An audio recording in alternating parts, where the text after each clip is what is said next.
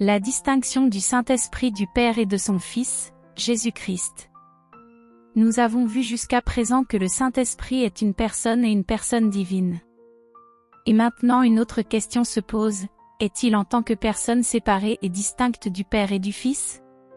Celui qui étudie attentivement les déclarations du Nouveau Testament ne peut que découvrir qu'il est au-delà de toute question.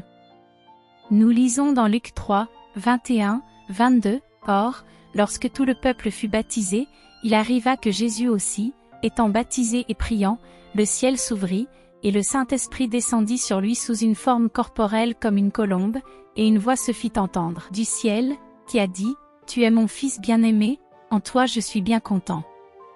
Ici, la distinction la plus claire possible est établie entre Jésus-Christ, qui était sur terre, et le Père qui lui parlait du ciel comme une personne parle à une autre personne, et le Saint-Esprit qui est descendu sous une forme corporelle comme une colombe du Père, qui parlait au Fils, à qui il parlait, et s'appuyait sur le Fils comme une personne séparée et distincte de lui-même. Nous voyons une distinction claire établie entre le nom du Père et celui du Fils et celui du Saint-Esprit dans Matthieu 28, 19, où nous lisons, « Allez donc, et instruisez toutes les nations, en les baptisant au nom du Père, du Fils et du Saint-Esprit. » La distinction entre le Saint-Esprit et le Père et le Fils ressort de nouveau avec une extrême clarté dans Jean 14, 16. Nous lisons ici, « Et je prierai le Père, et il vous donnera un autre consolateur, afin qu'il demeure avec vous pour toujours. » Ici, nous voyons une personne, le Fils, prier une autre personne, le Père, et le Père qu'il prie en donnant une autre personne, un autre consolateur, en réponse à la prière de la deuxième personne, le Fils. Si les mots signifient quelque chose, et certainement dans la Bible, ils signifient ce qu'ils disent, il ne peut y avoir aucun doute que le Père, le Fils et l'Esprit sont trois personnes distinctes et séparées.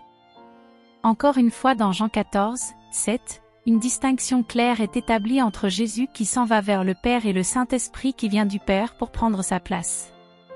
Jésus dit, « Néanmoins, je vous dis la vérité, il vous est avantageux que je m'en aille, car si je ne m'en vais pas, le Consolateur ne viendra pas vers vous, mais si je pars, je vous l'enverrai. »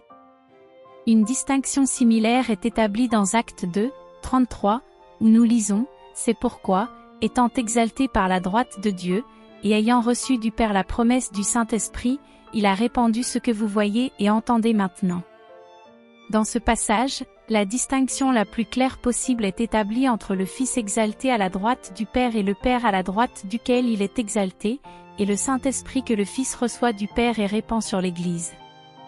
Pour résumer tout cela, la Bible dessine encore et encore le plus claire distinction possible entre les trois personnes, le Saint-Esprit, le Père et le Fils.